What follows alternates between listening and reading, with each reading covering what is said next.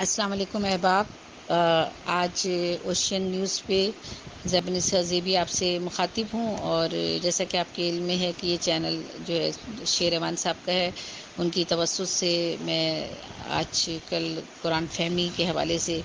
قرآن کو آئیے سمجھیں، حکمت قرآن، فضیلت قرآن، اس حوالے سے کچھ صورتوں کے بارے میں بات چیت کرتی ہوں، اور ان کے بارے میں جو معلومات خود حاصل کرتی ہوں وہ آپ لوگوں تک بھی پہنچانے کی کوشش کرتی ہوں. تو آج جس صورت کا میں نے انتخاب کیا ہے وہ ہے سورہ منافقون. اس کی آیات 11 ہیں، الفاظ 180 ہیں، حروف 800 ہیں، مدنی صورت ہے، ترتیب نزول 104، ترتیب کتابت 63، پارہ 28. اس سورہ کا اصل موضوع منافقین ہے، اسی لیے اس سورت کا نام بھی یہی دیا گیا ہے. اس سورت میں منافقین کے اصل چہرے کو بے نقاب کرتے ہوئے ان کی علامات اور نشانیوں کو بیان کیا گیا ہے. اس صورت میں اللہ تعالیٰ پیغمبر اکرم کو منافقوں کے خطرات سے ہوشیار رہنے اور مومنین کو منافقت سے بچنے کی تلقین کرنے کا حکم دیتا ہے. یہ صورت منافقین کی فطرت کی عکاسی اور مسلمانوں کے خلاف ان کی دشمنی کو بیان کرتی ہے. جہاں تک اس کی فضیلت کا تعلق ہے تو تفسیر مجموع البیان میں پیغمبر اکرم سے منقول ہے کہ جو بھی سورہ منافقون کی تلاوت کرے وہ ہر قسم کی منافقت سے پاک ہوگا. ایک اور روایت ہے جو ثواب الاعمال میں امام صادق سے منقول ہے کہ جس نے جمعے کے دن نماز ظہر میں سورہ حمد کے بعد سورہ جمعہ اور سورہ منافقون پڑھی، اس حدیث میں آیا ہے کہ جس نے ایسا کیا اس کا اجر بہشت ہے. بعض فقہ کے نزدیک نماز جمعہ کی دوسری رکعت میں سورۃ حمد کے بعد سورہ منافقون کی تلاوت جو ہے مستحب ہے. اس سورت کی تلاوت کی فضیلت کے بارے میں حضور اکرم کی روایت میں آیا ہے کہ جو شخص سورہ منافقین کی تلاوت کرے گا وہ ہر قسم کی منافقت سے پاک ہوگا. دیکھیے کتنی بڑی بات ہے کہ اگر اس سورت کی تلاوت کی جائے تو ہم ہر قسم کی منافقت سے پاک ہو جائیں گے. سورہ منافقون کا ترجمہ ہے کہ اے رسول اللہ، جب منافق لوگ آپ کے پاس آتے ہیں تو کہتے ہیں ہم گواہی دیتے ہیں کہ بے شک آپ اللہ کے رسول ہیں، اور اللہ جانتا ہے کہ یقیناً اس کے آپ رسول ہیں. لیکن اللہ گواہی دیتا ہے کہ منافق بالکل جھوٹے ہیں، انہوں نے اپنی قسموں کو ڈھال بنا رکھا ہے. بس اس طرح وہ خود کو اللہ کی راہ سے دور رکھتے ہیں یا رکتے ہیں، اللہ کی راہ سے رکتے ہیں اور دوسروں کو روکتے ہیں. بے شک بہت برا ہے وہ کام جو یہ کر رہے ہیں. یہ اس لیے ہے کہ یہ پہلے بظاہر ایمان لائے اور پھر کفر کیا تو ان کے دلوں پر گویا مہر لگا دی گئی، لہٰذا وہ کچھ نہیں سمجھتے، اور جب آپ صلی اللہ علیہ وآلہ وسلم انہیں دیکھیں گے تو ان کے جسم اور قد و قامت آپ کو اچھے لگیں گے. یعنی منافقت کر رہے ہیں، اوپر سے کہتے ہیں کہ ہم آپ کو مانتے ہیں اور حضور کی جو ہے وہ نبوت پہ ایمان لاتے ہیں، یقین رکھتے ہیں، لیکن دل سے منافقت کرتے ہیں. وہ اگر وہ بات کریں گے تو آپ ان کی بات توجہ سے سنیں گے، مگر وہ عقل و ایمان سے خالی ہیں،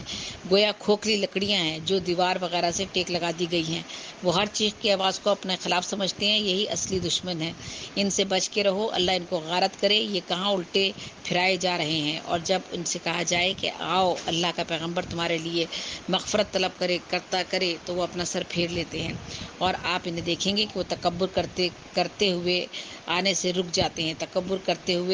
ہیں، اور ان کے لیے برابر ہے کہ آپ ان کے لیے برابر ہے کہ آپ ان کے لیے مغفرت طلب کریں یا طلب نہ کریں. اللہ ہرگز ان کو نہیں بخشے گا، بے شک اللہ فاسقوں کو ہدایت نہیں دیتا اور انہیں منزل مقصود تک نہیں پہنچاتا. یہی وہ لوگ ہیں جو کہتے ہیں کہ جو لوگ رسول خدا صلی اللہ علیہ وآلہ وسلم کے پاس آتے ہیں ان پر اپنا مال خرچ نہ کرو تاکہ وہ منتشر ہو جائے، حالانکہ آسمان اور زمین کے خزانے اللہ ہی کے ہیں. مگر منافق لوگ سمجھتے نہیں ہیں. وہ کہتے ہیں کہ اگر ہم لوٹ کر مدینے گئے تو عزت والے لوگ وہاں سے ذلیل لوگوں کو نکال دیں گے، حالانکہ ساری عزت تو صرف اللہ اور اس کے رسول اور مومنین کے لیے ہے. لیکن منافق لوگ یہ حقیقت جانتے نہیں ہیں. اے ایمان والو، تمہارا مال، تمہاری اولاد تمہیں خدا سے غافل نہ کر دے. جو ایسا کرے گا وہی لوگ گھاٹا اٹھانے والے ہیں. اور جو کچھ ہم نے تمہیں رزق دیا ہے اس سے میری راہ میں خرچ کرو، قبل اس کے کہ تم میں سے کسی کو موت آ جائے اور پھر وہ کہے کہ میرے پروردگار تو نے مجھے کیوں نہ تھوڑی سی مدت یا مہلت دے دی،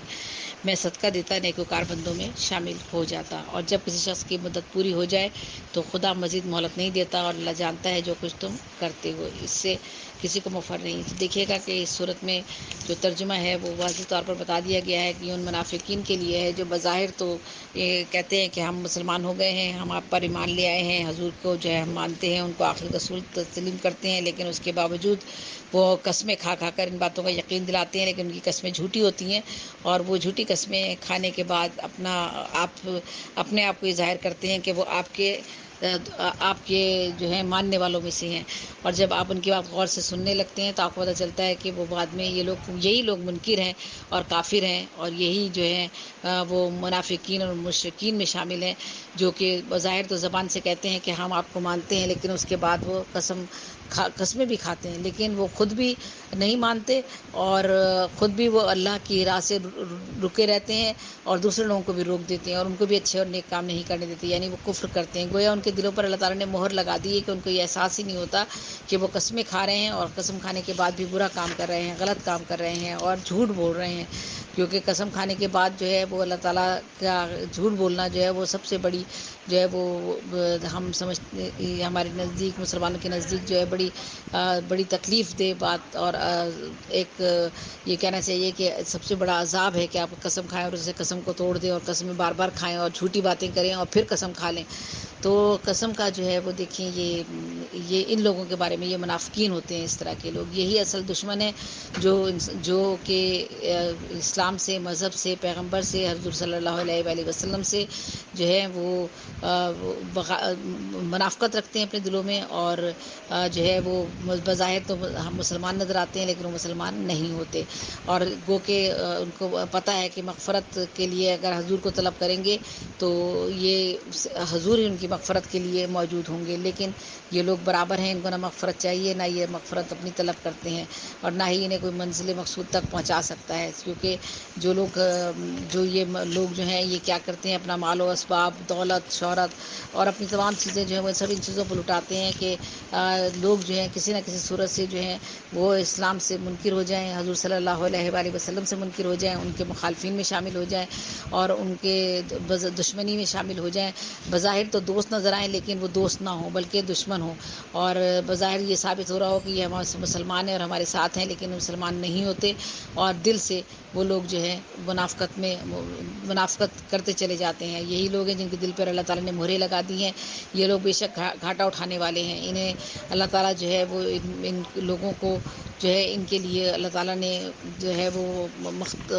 دوزخ جو ہے مختص کر دی ہے، اور ایسے لوگ جو ہے بے شک ان کا جب وقت آ جائے گا تو پھر یہ کہیں گے کہ ہمیں کاش کہ تھوڑی سی مہلت مل جاتی، ہم کوئی نیک کام کر لیتے، یا ہم وہ اچھا کام کر لیتے، یا ہم جو ہے ان ہدایات پر عمل کرتے اور نیکوکار بندے بن جاتے، صدقہ دیتے، اچھا عمل کرتے، لیکن وہ وقت جو ہے اب ان کا گزر چکا ہوتا ہے، کیونکہ ایک انسان کو زندہ رہنے کے لیے ایک مدت دی گئی ہے، اس کے بعد اسے کوئی مہلت نہیں ملتی، تو اللہ جانتا ہے کہ جو کچھ تم کرتے ہو اس کے بارے میں سب اللہ کو خبر ہے۔ تو یہ اس صورت کے بارے میں، سورہ منافقون کے بارے میں جو ہے وہ میں نے آپ کو تھوڑا سا آج بتایا ہے، اور امید ہے کہ یہ آپ لوگوں تک میری جو بات میں نے سمجھی ہے وہ آپ لوگوں تک بھی پہنچ گئی ہے، اور آخر میں شیروان صاحب کی شکر گزار ہوں کہ ان کی وجہ سے آج میں نے اس چینل سے سورہ منافقون کے بارے میں بات چیت کی ہے، اور انشاءاللہ پھر آپ سے جلد ملاقات ہوگی۔ زیبن زیبی صاحبہ کو ملاقات اجازت دیجیے۔ اللہ حافظ، اللہ نگہبان، آپ سب کی بہن، اللہ آپ سب کو حفظ و امان میں رکھے، آمین ثم آمین۔